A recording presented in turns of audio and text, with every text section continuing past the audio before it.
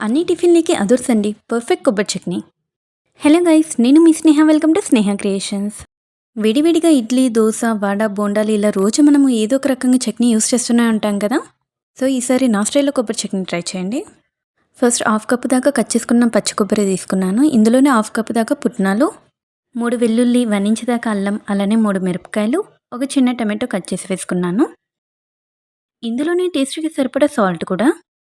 అలానే కొబ్బరి చట్నీ మంచి టేస్ట్ కోసం, ఫ్లేవర్ కోసం పిరికెడు కొత్తిమీర కూడా యాడ్ చేసుకున్నాను. వీటన్నిటిని మంచిగా గ్రైండ్ చేసుకోండి.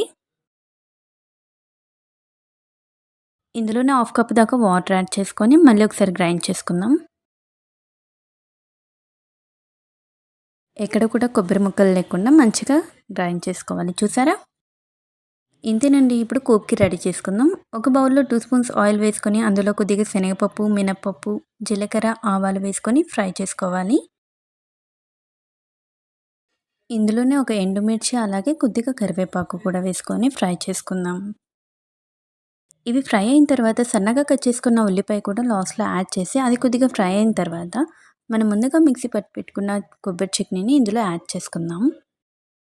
ఈ పోపు కూడా బాగా కలిసేలాగా కలుపుకోండి. అంతేనండి, మన హోటల్ స్టైల్ కొబ్బరి చట్నీ రెడీ. మీరు కూడా ఈ రెసిపీ ట్రై చేసి ఎలా వచ్చిందో నాకు కామెంట్ సెక్షన్‌లో చెప్పండి. నచ్చితే లైక్ చేయండి అండ్ సబ్స్క్రైబ్ చేయడం మాత్రం మర్చిపోకండి. Bye bye.